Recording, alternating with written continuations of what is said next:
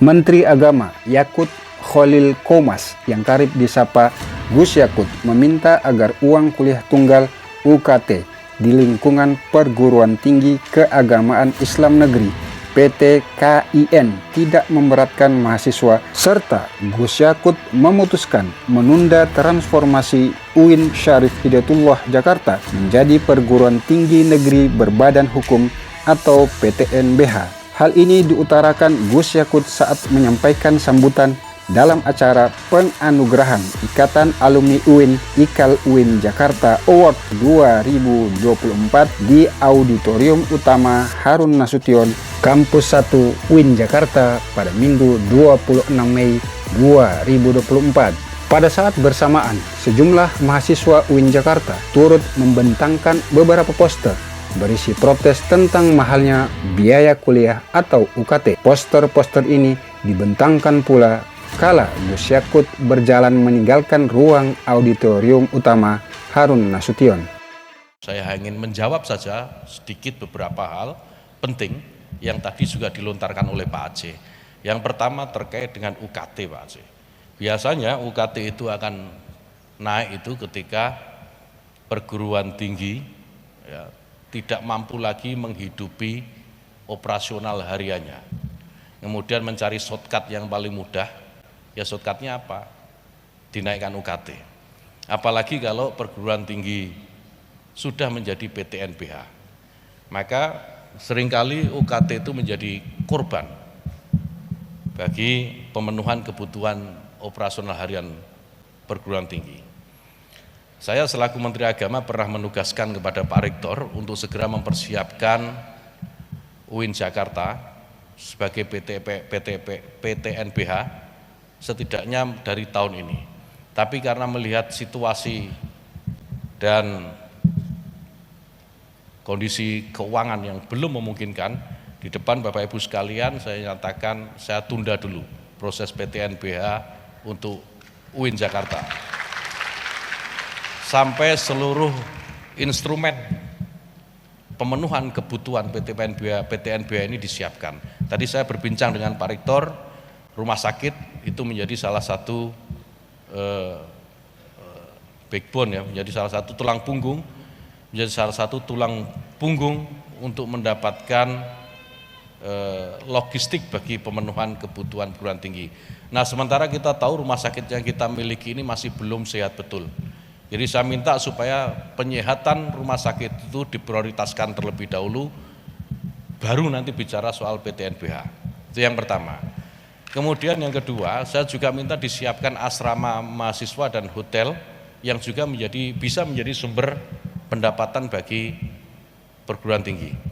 Disiapkan yang bagus, itu hotel didemolis saja, itu sudah nggak layak dipakai, kita bangun baru, dan saya berkomitmen untuk membantu ya UIN Jakarta ini agar bangunan-bangunan yang bisa menghasilkan ini bisa segera terwujud. Nah, mudah-mudahan Pak Rektor dalam waktu cepat bisa disiapkan, karena Oktober saya berakhir, jadi sebelum Oktober mudah-mudahan bisa, supaya kita bisa kunci dulu untuk tahun depan agar apa yang tadi kita bicarakan kita bisa wujudkan.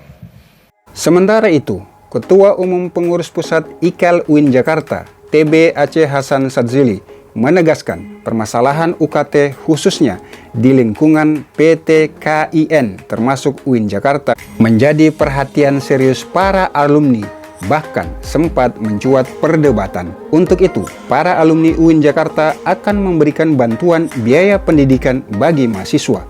Sebagaimana kita tahu bahwa alumni memiliki peran yang sangat penting bagi prestasi universitas. Semua perguruan tinggi besar di dunia akan melihat outputnya adalah alumninya. Karena itu kita IKAL UIN memberikan satu perhatian khusus bagi para alumninya agar memiliki peran-peran yang penting dan strategis untuk kemajuan bangsa kita. Karena itu Bapak Ibu sekalian, kami tentu sangat berharap pesan Pak Rektor ketika kami menghadap beliau Beliau mengatakan bahwa alumni harus juga memiliki kontribusi bagi pengembangan Universitas Islam Negeri Syarif Hidayatullah Jakarta. Pak Rektor, di kalangan alumni kita selalu terjadi perdebatan, termasuk juga soal UKT.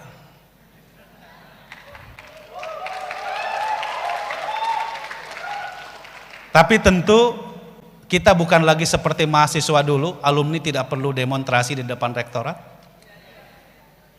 Kita harus carikan jalan keluarnya.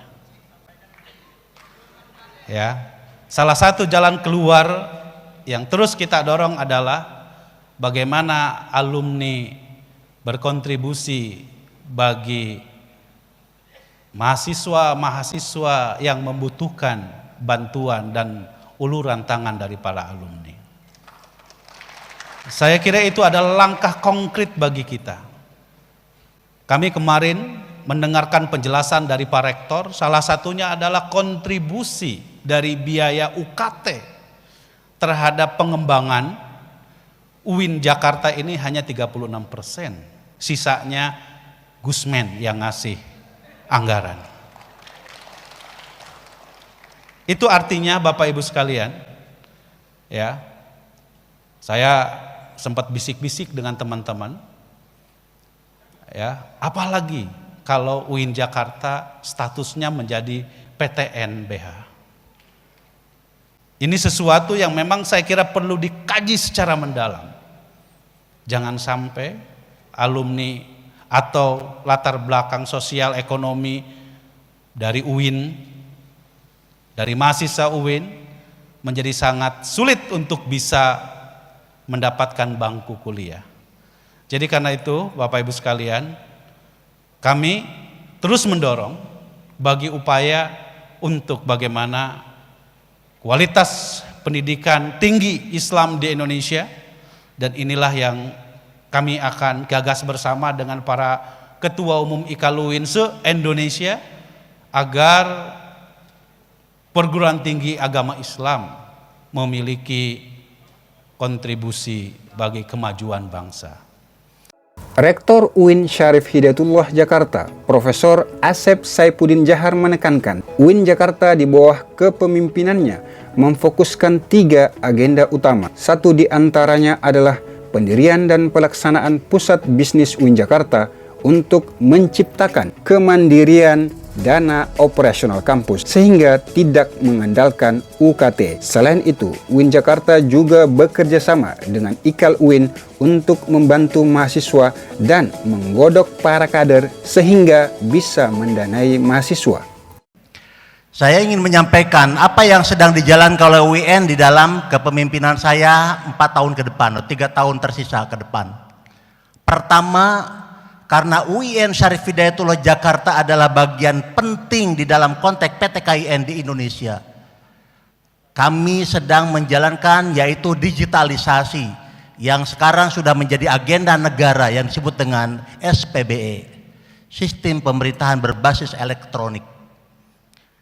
Ini adalah menjadi bagian penting dalam konteks reformasi birokrasi, transparansi, dan akuntabilitas.